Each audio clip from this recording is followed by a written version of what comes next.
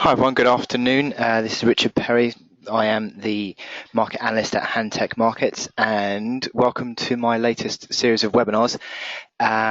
This webinar that I'm talking about today, or the series actually, is just basically talking about data and the impact of economic data on market moves. Economic data has significant impact on markets quite a lot, and there are many reasons why prices will make sudden moves.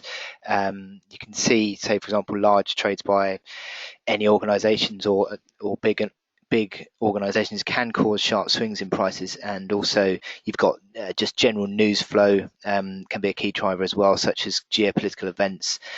I mean, for example, in the recent years, you've had Ukraine, you've had Greece, just as two main factors on markets, and that has significant impacts on prices. But in line with that as well, you've got the day-to-day impact of economic announcements, which can cause really sharp intraday swings actually on markets. And if you're lucky, you can be able to profit from these moves. However, depending on the placement of your stops, and it's quite possible that you may be blown out of your trade. So you need to, in my opinion, you need to be positioned well for this. Now, before we get going, I'm going to quickly show you the disclaimer, basically because what we're going to be doing is looking at live market information today, and live market information means that you need to have read and understood this disclaimer. I'm not going to read it all out myself, but it's here on the screen, and I'm going to show it to you towards the end of the webinar as well, just to clarify the situation. But that is the disclaimer. Just a quick agenda before we sort of really get going. I'm going to sort of talk about the importance of economic data and how it can drive your trading, and what the key releases are that you need to be looking out for. I'm then going to look at the concept of surprises and also how to trade economic releases as well. Now, towards the end, once I'm done talking about the economic data points, I'm going to start doing a live market analysis as per usual. I'm going to do about, hopefully, 20-25 minutes looking at live markets and seeing what's going on at the moment on your major forex pairs, your indices and your commodities. And that is your opportunity to ask me questions and for you to basically see what you're trading, and we can discuss it in this forum, and hopefully it will give you a bit of help as to what you're trading as well. So that's that. Right, so the impact of economic announcements. As I was saying, economic announcements, they can completely and utterly change the sentiment of an instrument's price. If you're sort of long and the market's going higher, if an economic data can come out and completely turn around the sentiment and turn a bullish day into a bearish day. They can also drive markets through key levels, key traded levels like supports and resistances that had previously seemed pretty solid. And allied to that, they can turn sort of a decent profitable trade into a painful loss. And not only that, they can create trading opportunities as well. You can get significant volatility off economic announcements. And what I've got here is I've got the 1 minute chart of the euro, which I took from the September FOMC meeting, and you can see the volatility around that FOMC meeting. The dollar was pretty strong going into it. It was rising gradually, and then as the FOMC gave its statement, the market shot higher and continued to move higher by around about 100 ticks in the end. Came back, and then the press conference started about half an hour later, and then the market started going again. So there is quite a lot of volatility that you'll get around these key economic moves, and the market needs to be looking out for that. Okay, so where are you going to get your data from? Now, know your economic calendar. A lot of brokers will give you free calendars in their products, and we've got one. We've got our Handtech Markets calendar that we have. You can also get other free websites giving your calendars as well. For example, FX Street, which I do other webinars for, they have a calendar, and also Forex Factory, which actually is my personal favourite. I think Forex Factory is a very good calendar, and this is a sort of snapshot of Forex Factory's calendar. Here you can see the three important bits of information you need when you're looking out for your data: the actual, the forecast, and the previous data. But also on Forex Factory, they give you a nice graph of the data as well, so pretty good for that.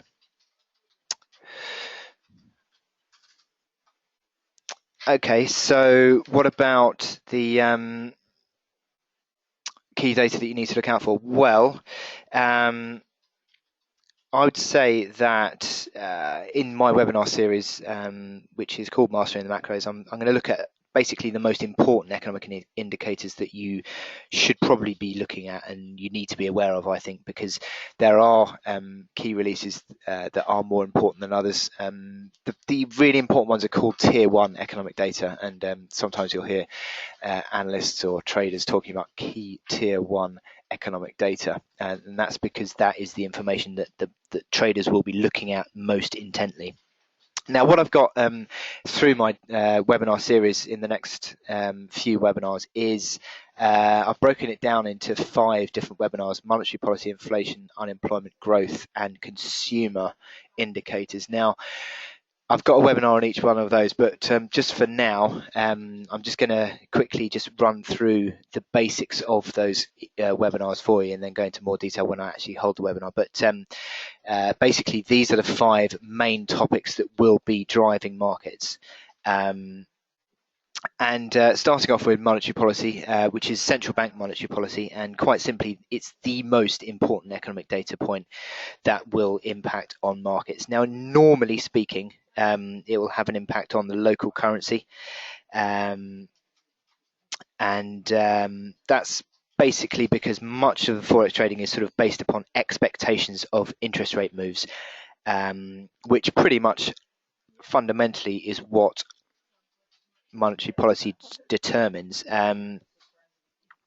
So what you will find is that many key economic data releases will be assessed by the central bank in order to sort of drag it all together and formulate its monetary policy. So that's why pretty much everything in the pyramid of economic data pretty much moves towards the peak or the apex, which is monetary policy, and that is the key driver of markets, in my opinion.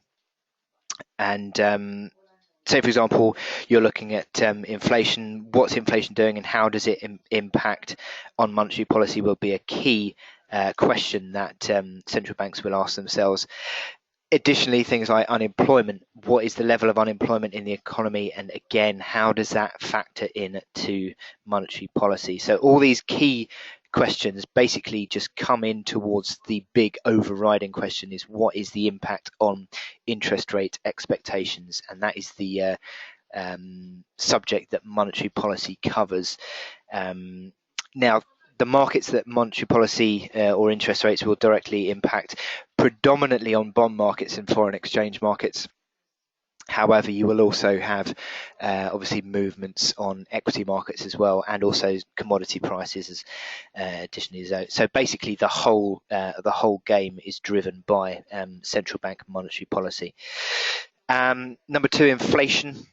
Now, that's again another key indicator due to its direct impact on monetary policy. For example, inflation is one of the crucial factors that comes as part of the dual mandate for the Federal Reserve.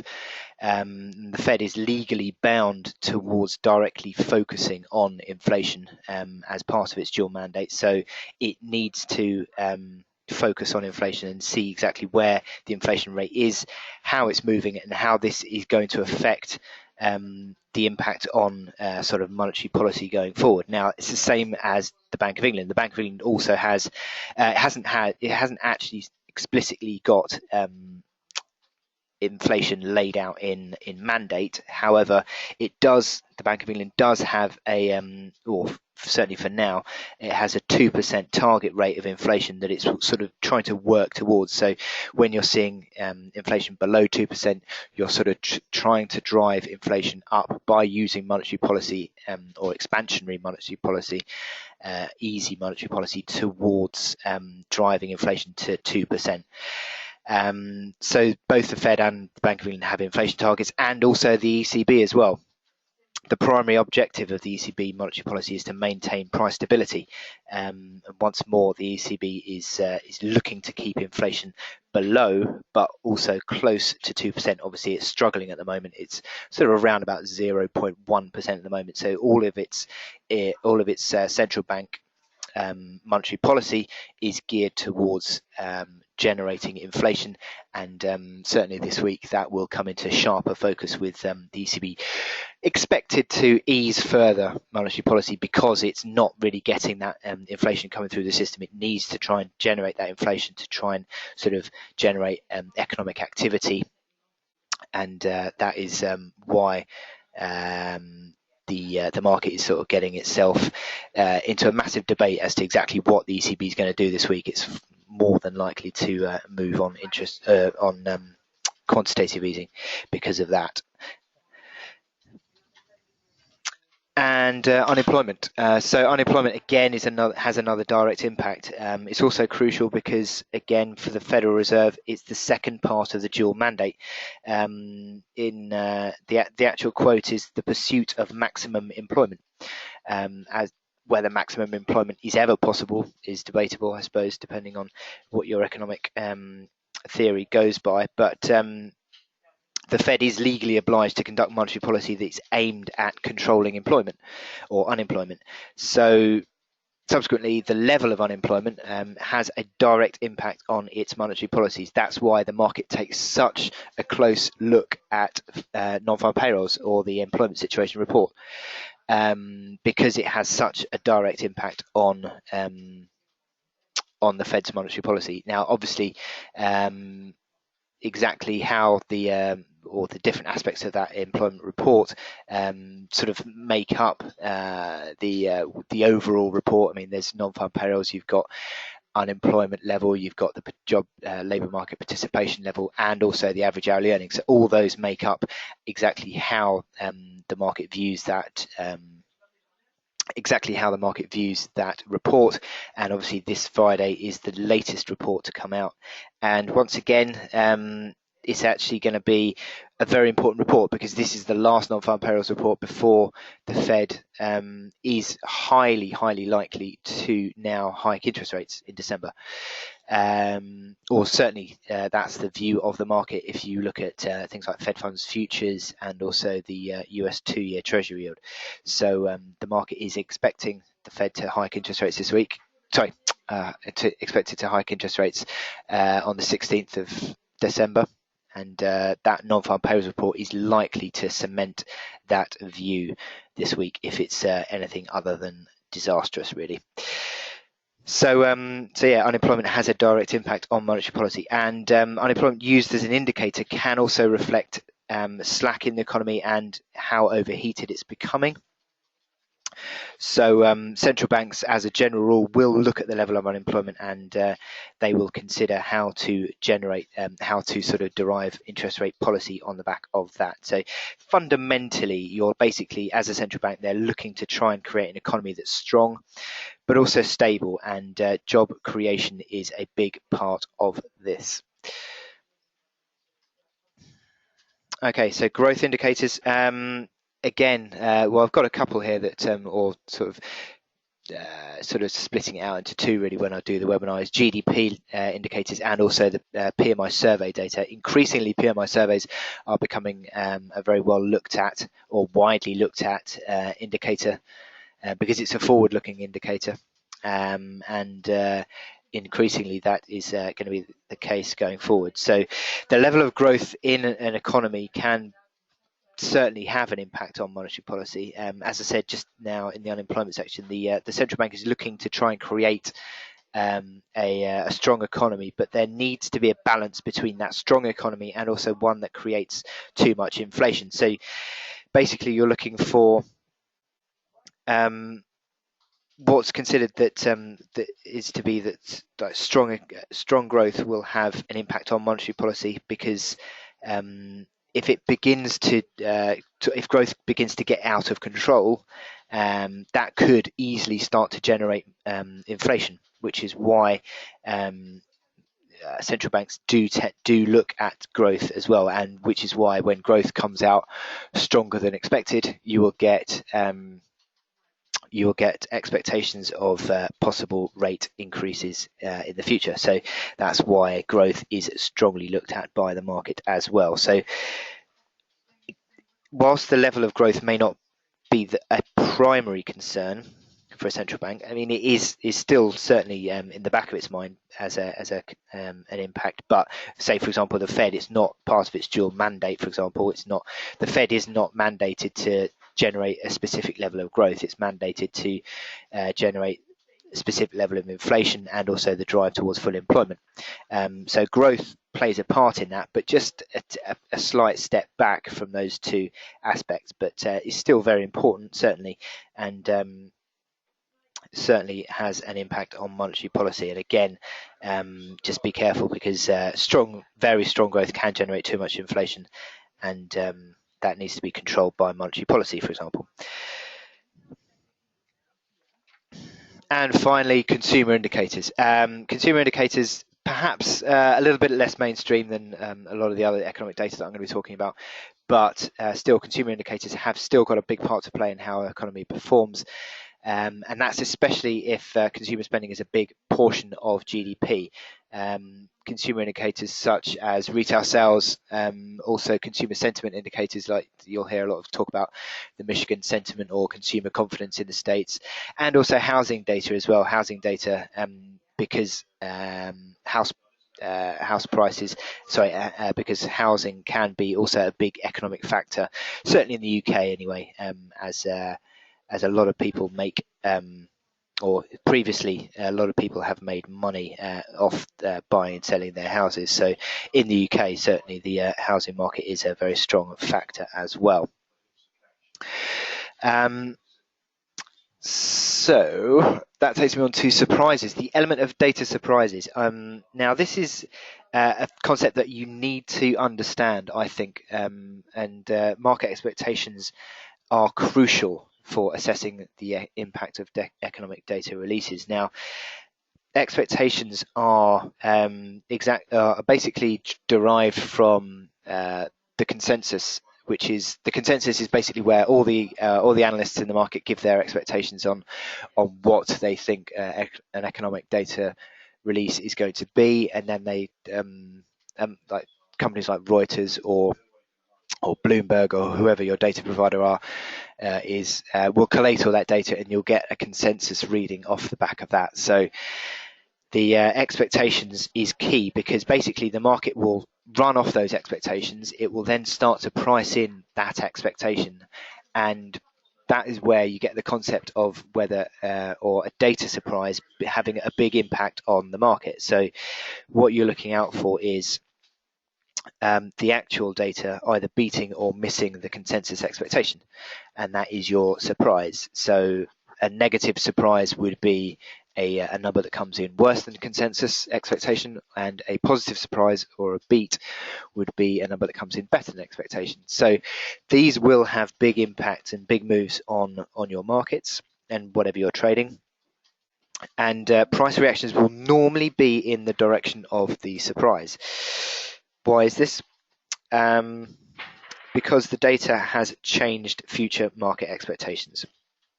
So basically, once you've got the data release, the markets need to then reprice to take account of this new updated economic indicator, and they need to then reprice their expectations on what the impact that's going to have on monetary policy or whatever. So it has a big impact, and not all economic data will have a massive impact on markets, and certainly the economic data points that I've run through just now, I think, are are the main ones that you need to be looking out for, but there are others that can have an impact, and certainly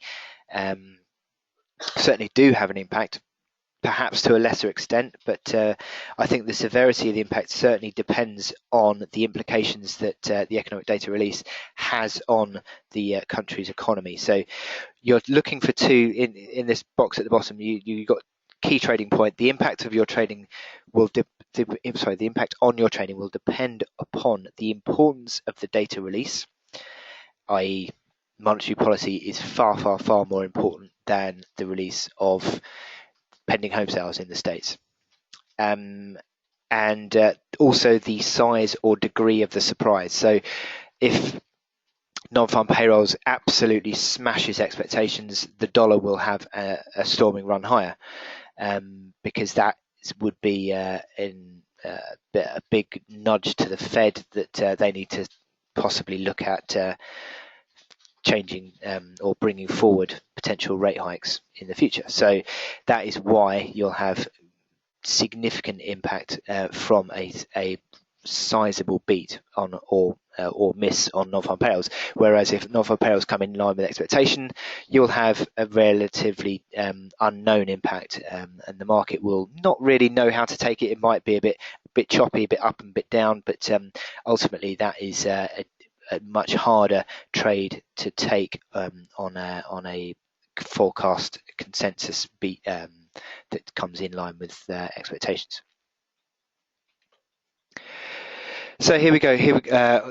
I've got a chart here of the impact of cable of a UK data miss. Now this was back in September. I've got a chart here of the UK Manufacturing PMI that came in slightly lower than expected. The expectation of the UK Manufacturing PMI, which is a survey, a manufacturing survey that is released on the first trading day of the month, and the expectation was 51.5. It actually came in at 51.1, so a slight miss of the expectation there. And cable subsequently fell. Cable fell because sterling was sold off. And as I said earlier, the impact of your local data is generally felt primarily on your local currency, and subsequently, if UK Manufacturing PMI missed expectations, that has a negative impact on cable because sterling is sold off. And what we saw here on the data release was that cable fell almost 50 pips in the next 3 minutes. Subsequently sort of started to climb back actually as the morning went on, but certainly the initial impact, 50 pips in 3 minutes, was a fairly sizable move. And I'll talk about exactly how you can trade data in a little bit, but certainly if the market doesn't make the move instantly, as you can see, 3 minutes is a fairly long space of time actually in the wake of a data release. And you could have run with that all the way lower, 50 pips to the downside, and you could have made money on that trading the data. Now, exactly how you trade that data, I will go through in a bit, but certainly there is movement on that data, and obviously this data release here, the movement was in line with the movement was in direction of the data surprise. So a negative surprise or a data miss has a negative impact on sterling. Okay, so very quickly, just a couple of things really.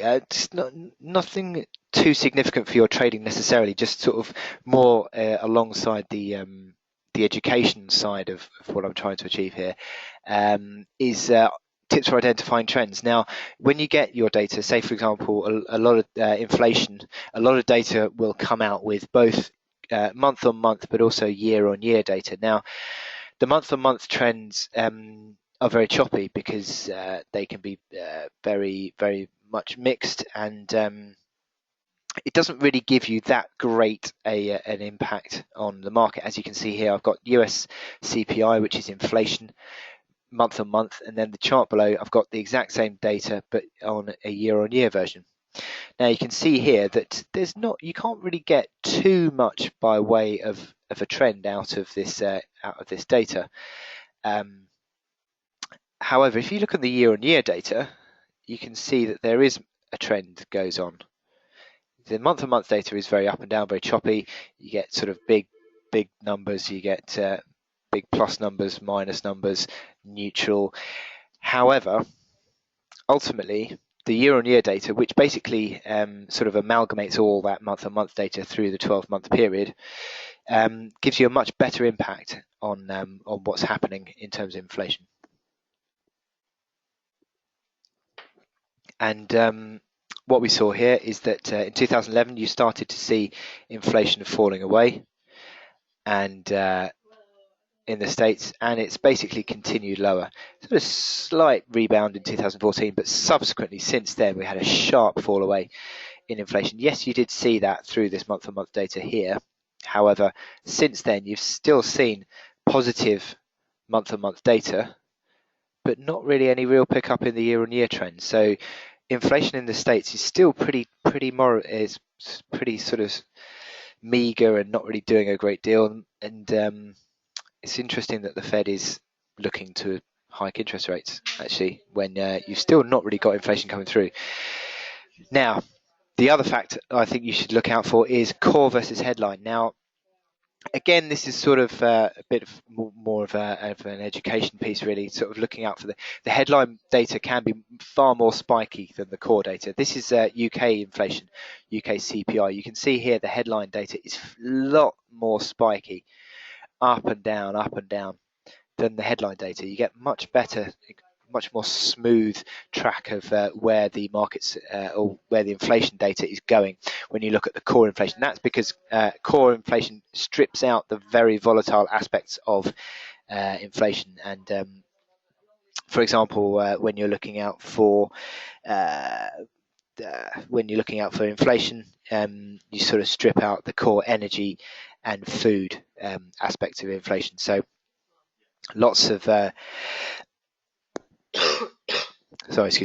lots of the a lot of the spiky element of inflation is withdrawn when you look at the core inflation. And core inflation at the moment is a lot higher, and that's because a lot of the inflation data is being dragged lower by energy prices at the moment in the UK.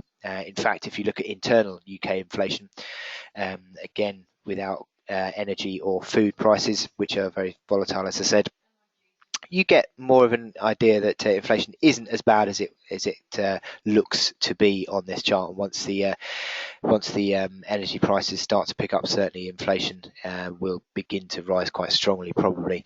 I mean, you can see here that energy is making probably about a 1%, not far off 1% impact on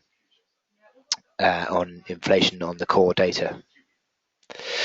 So, how are you going to trade the data? Now, I've identified three main strategies that you can employ when you're trading the data release. Within that, there are sort of different aspects of trading within the three strategies. But as a broad rule, there are three main strategies you can employ. Now, the timing of the economic data announcement is approaching, and subsequently, what are you going to do? Now, you've got, say, for example, inflation, US inflation that comes out at 130. You've got to say 1 o'clock. This is UK time. You've got to say 1 o'clock, 1:15, and there are different ways that you can play this. You can either stay neutral. You can either tighten your stops, or you can widen out your stops. And each of these different strategies have, in my opinion, different risk grades to them. Now, first of all, you can stay market neutral. Now, that means you can either close out your existing positions and be completely out of the market. Now, that obviously is your ultimately risk-averse strategy. I don't think that's necessarily the worst idea in the world, because when I'm trading, I want to have the most amount of information available at my fingertips. Now, if I'm trading over an economic data release, I'm sort of taking the assumption that is pretty much a 50-50 bet is in terms of how you're positioned. Now, I don't know how you guys trade, but I certainly think that if you're trading something and it's a 50-50 bet, it's not brilliantly in your favor. You want to be trading something that's more in your favor, in my opinion. And I think you get that with the information. So once you've had the economic data comes out, you can then put your strategy, you can then redo your strategy. You remember I said, I was talking about earlier that that UK manufacturing PMI, and you got 50 pips falling in 3 minutes. Once you've had that data release, you can trade again, in my opinion, because you've got the information available. You can still trade in the direction of that data release and make money. You would have had 3 minutes there where you had 50 pips of downside. So if you're quick and you're sort of looking out for these data points, you can still make money, I think. And it's very important, I think, that you understand that trading over an economic data release, I think, makes you far less certain in terms of your positioning. And certainly this is the risk-averse strategy, but there are other ways I think you can do that. If you want to sort of create a little bit more risk into that, you can do trading strategies such as having an OCO order, which is one cancels other. These are orders that are sitting in the market either side of the price, which are then ready to be filled in the wake of the data. So you can have a buy order and a sell order just sitting sort of higher or lower than the market price in the run up to the data. Obviously, there are risks behind this, but it is a potential strategy you can employ. And subsequently, if the data release comes out, you get the market sort of pushing through your price, triggering your level.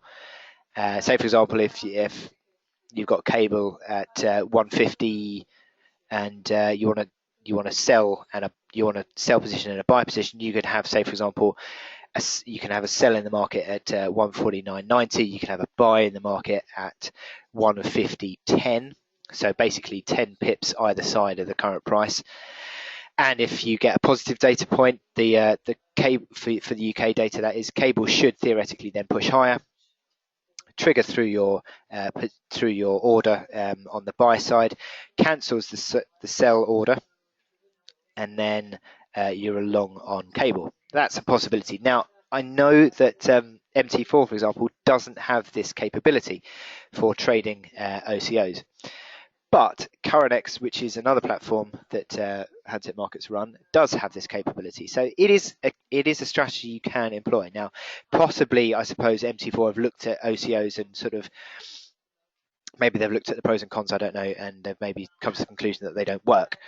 But it is a possible strategy you could employ. Now, this is obviously a very risky way to trade, because obviously volatility around economic releases is elevated, and you can sort of be entered into position. Say, for example, the market spikes higher and then pushes lower, spikes higher and then strongly lower.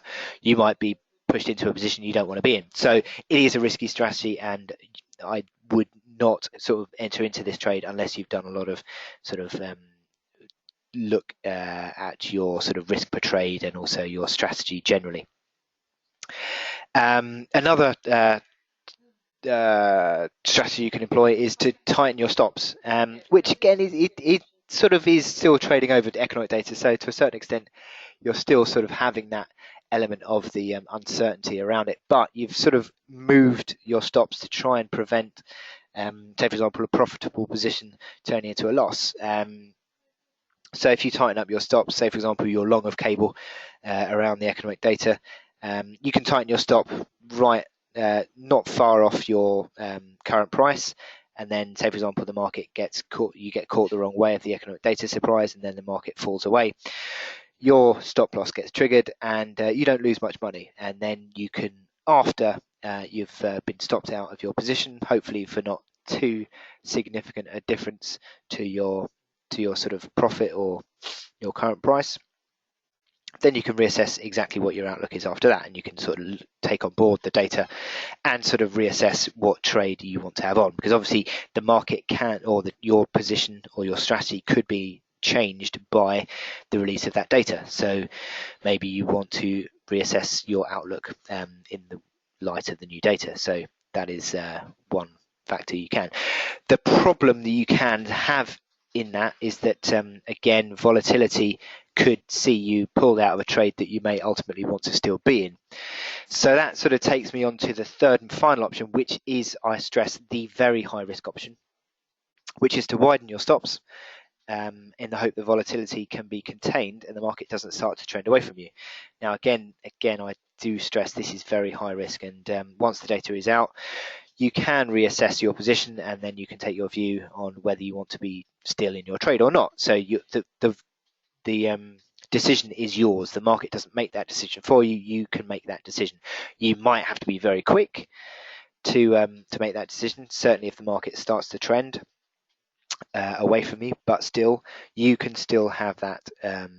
You can still have that decision. Now, I stress once more, this is a very risky strategy, and unless your trading style is incredibly high risk, I would never recommend this option. But it is still an option nonetheless. So the whole aspect is the fact that it completely changes your risk per trade. Certainly if you widen your stops, which again is a very high risk strategy. If you widen your stops, you completely change your risk per trade, and you can lose more than you originally bargained for, basically by widening your stops. So, and yeah, the market could trend against you quite significantly, and if the data surprise is big and against you.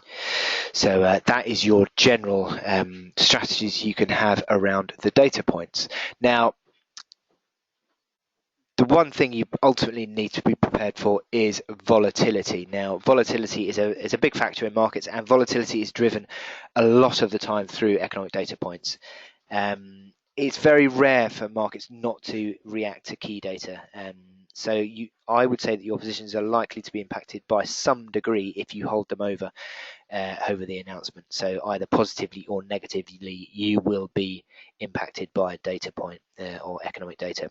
So basically, I would say be wise in your trading. As long as you know that data is coming out, you can at least make a voluntary decision on whether you want to be in or not.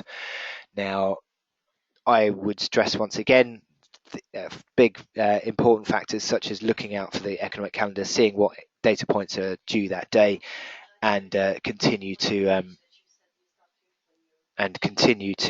sort of have a factor in your trading positions. So those economic data points are very important, and your calendar, I think, is a very, very, very important tool in combating sort of being flown around in your trading without your knowing.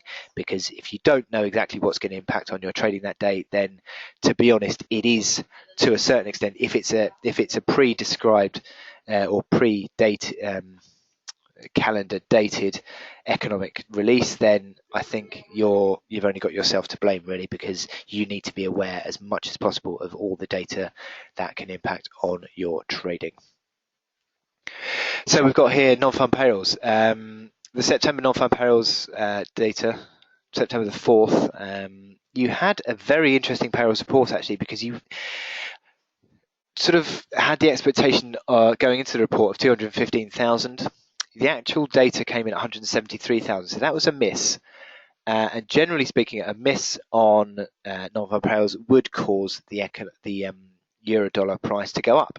And you can see in the first minute, you did actually get payrolls going higher. You got it higher by about 20-25 ticks.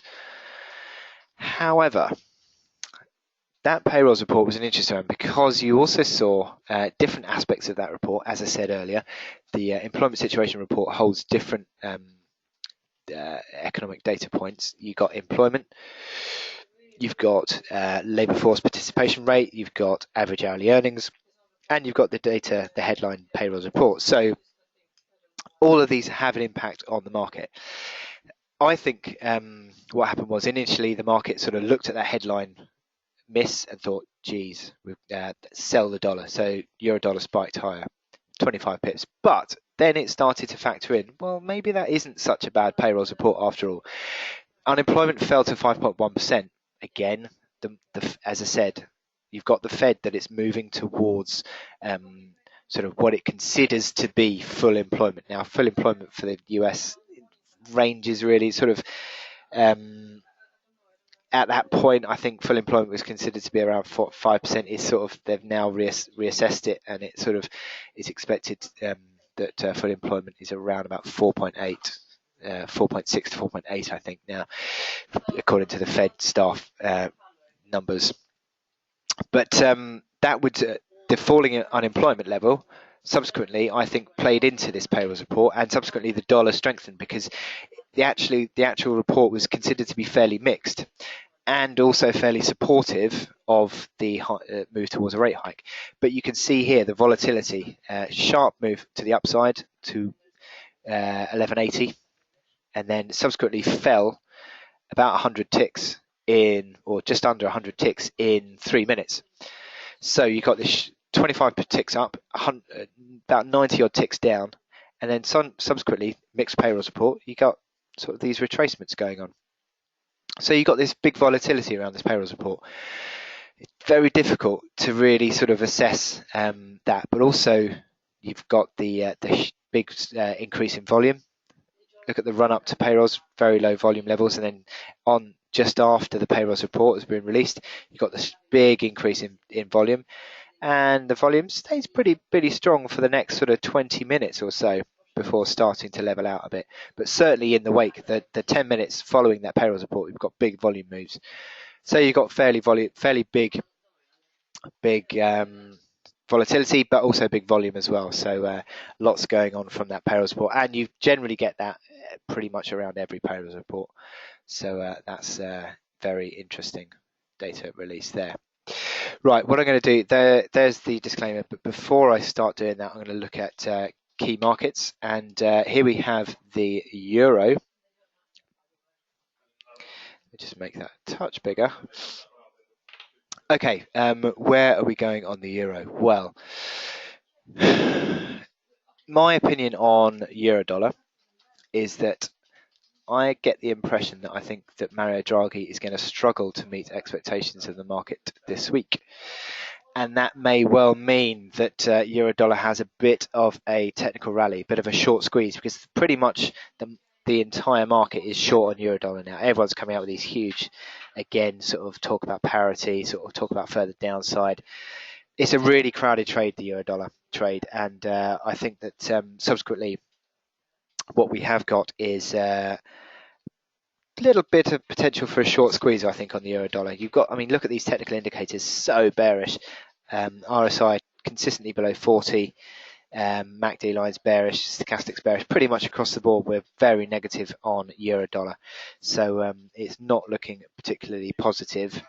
But I think that leaves us with the prospect of, as I said, a short squeeze. Now, what you have got in the euro dollar is also a move back towards this 104.56 level, which was the key March low. Further downside, I think, is still to be seen. I think that you've got this move in euro dollar, which is lower. Hold on, because since I've been online, we've got the PMI. Oh dear, that's the reason why. I've just seen manufacturing PMI for the US ISM data 48.6. So that is much worse than expected. That is contraction territory for the dollar, and for the US on the manufacturing PMI, and that is not a positive move for dollar. So what does this do for euro dollar? It starts to engage this bit of a rally. So it'll be really interesting to see if this rally continues. Now, just zooming in, you've got the initial resistance that comes in at 106.40 area. If I get that crosshair, you can see that 106.40 is a sort of old support, new resistance. 106.90 is also the big level, 106.90. The reaction high of last week. So those two resistances, if that starts to get taken out on the upside, I think that could be possibly engaging this rally before. But I think this ISM data that's come out just in the last 45 minutes is a really important bit of data, because it's I mean, I can't guarantee it. In fact, what I will do is just quickly look. Where is it? Why is that not coming through? So I'm just going to look at the. Sorry, just looking for. That's it. Sorry. Here we go. Yeah. look at that. The trade-weighted US dollar has dropped quite sharply on that data, and that I'd imagine is because the 10-year yield is quite sharply lower. Yes, look at that. Big drop in 10-year yield. That is because future growth, basically the 2-year,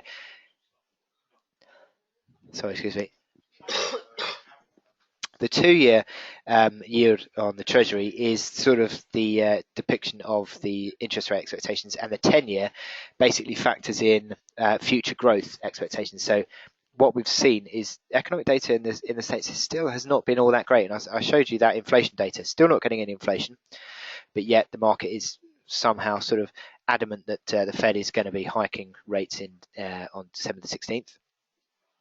And you've now got PMI in contraction territory. Now, I've been talking. Anyone who's sort of followed me for the last sort of couple of months or so, I've been talking about the fact that the regional Fed data has been dreadful. It's all been in negative and contraction territory. And yesterday we had the Chicago PMI data in negative, below 50, which is contraction territory. This doesn't paint a particularly good picture for US growth, even though it's unlikely to sort of dramatically change expectations of a rate hike. It does certainly impact on potential for future growth expectations. And I think also, which is interesting, is it could slow up the pace of the rate hike from the Fed. So the path of the rate hike or the rate increases from the Fed, I think, could be shallower due to the fact that this economic data coming out for the US is not all that great. But I think the Fed is still going to hike rates. So looking at euro dollar, we've got the resistances 106.40, 106.90, and subsequently 107.60 area. A few levels there, but ultimately we're sort of moving towards this sort of two big risk factors on euro dollar this week, which are the ECB meeting and also the payrolls report on Friday. Now, what does this do for the payrolls report? Well, this ISM data doesn't do an enormous amount because payrolls is sort of backward looking. The ISM data is forward looking. But still, it'll be very interesting to see exactly how this pans out this week. But the big risk factor, I think, on the euro dollar this week is the ECB and whether Mario Draghi delivers on quantitative easing expectations. At the moment, it looks like they are going to do something, but whether he can appease exactly what the market is thinking remains to be seen.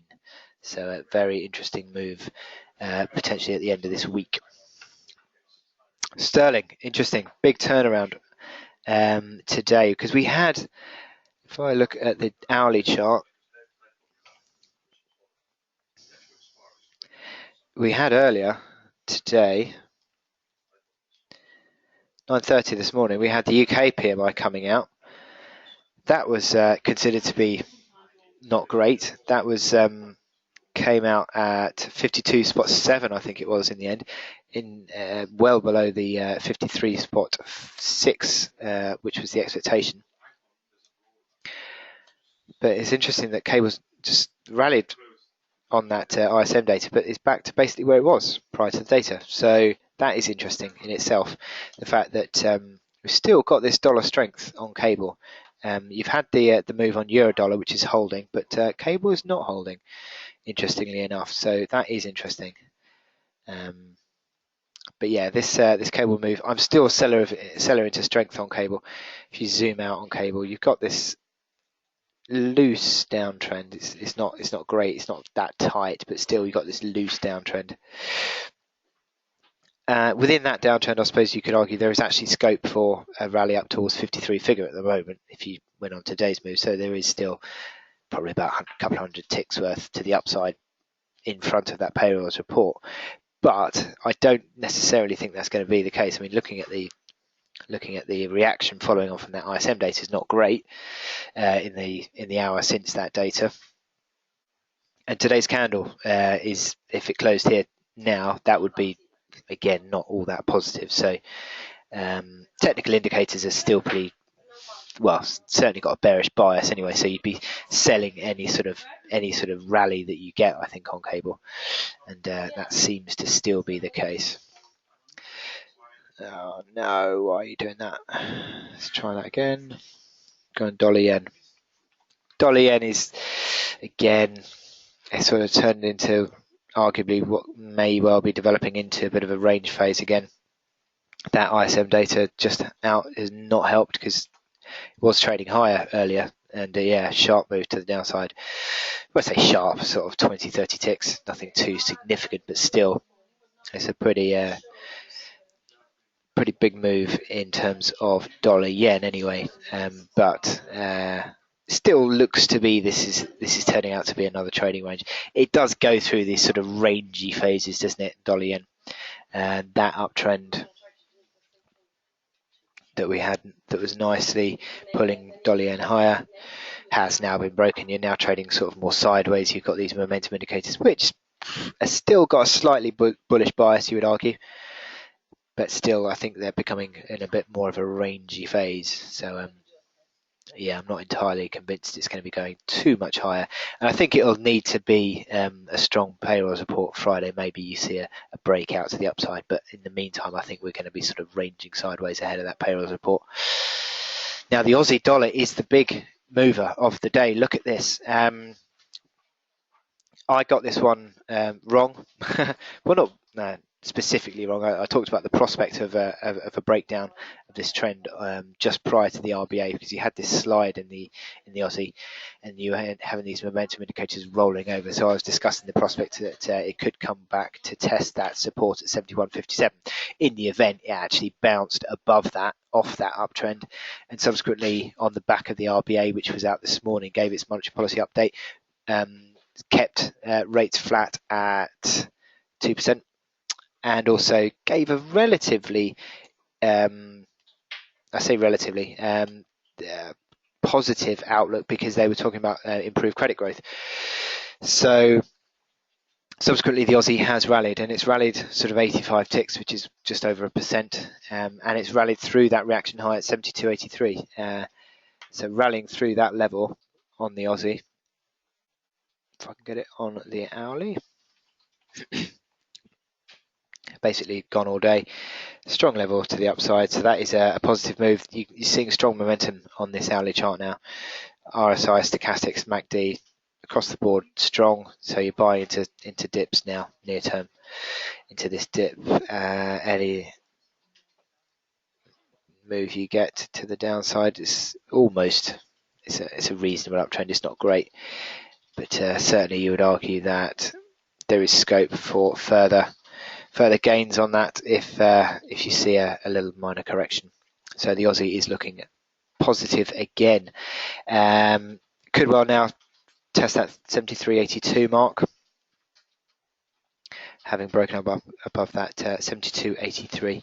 So there's still a prospect of more upside, and momentum indicators still positive actually. The stochastics have turned back higher again. MACD line's nice. RSI agreeing with this breakout, which is a positive move again, and that move in early October got to 70. So there is scope for further upside in that RSI. So the Aussie is looking good. Kiwi, that's going to be, I looked at this before. Kiwi, my chart of the day, this is going to be on my morning report tomorrow. So just,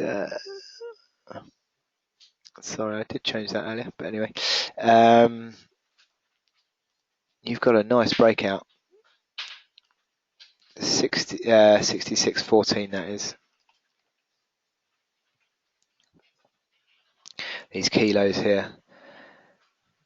Breaking back above that. That was your sort of pivot line resistance. Get rid of that and that. That's your pivot line resistance, 66.14. You've broken above that, so you're now looking out for that to become supportive again, being a pivot, a nice pivot. So that is a strong move to the upside.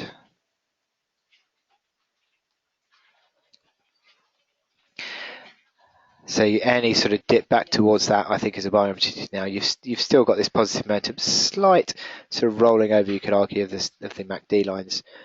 But I would say that any dip back towards 66.14 is a chance to buy on the Kiwi. Although that the risk, I suppose you would argue, is that that's the 144-day moving average on the Kiwi, which has on several occasions in the past few months been used as a sell signal by the market. So that is pretty much where that spike high has just moved to. But still, you'd argue that the momentum indicators are positive. You've got nice sort of coming together as stochastics and then pulling higher. That's I call that a bull kiss. MACD lines crossing higher, RSI agreeing with the breakout. So pretty much decent momentum as well with this move. So it'll be very interesting to see how this one goes now. I'd be looking at using any sort of pullback towards that sort of pivot line now as a chance to buy. I think it looks pretty decent. Okay, very quickly, because I haven't really got any more time, a couple of minutes left, is gold.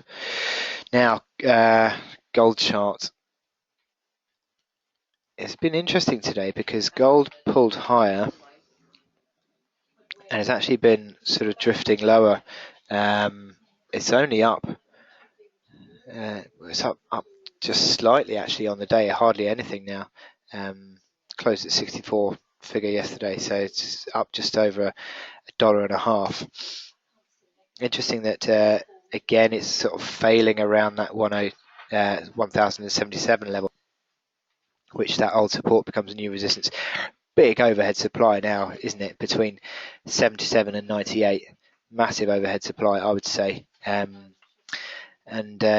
still be using any rallies as a chance to sell on gold. I don't overly like it. I don't think it's. I think basically gold is going to be struggling for the next 2 weeks in front of the Fed. Quite what happens after the Fed, I don't know yet. I haven't really sort of come to that conclusion. But I think gold is going to be struggling in front of the Fed because I think the market is going to be continuing to factor in that Fed rate hike, so that will maintain dollar strength and subsequently hit the gold price. So I think that is, I think that's what we're going to be seeing. So this little rally on gold, I think, is probably going to be seen as a chance to sell. You've got that resistance, 104.50. Not yesterday's high, Thursday's high. Again, that was the resistance before gold started coming away again. So it doesn't look great. You've seen these momentum indicators roll over.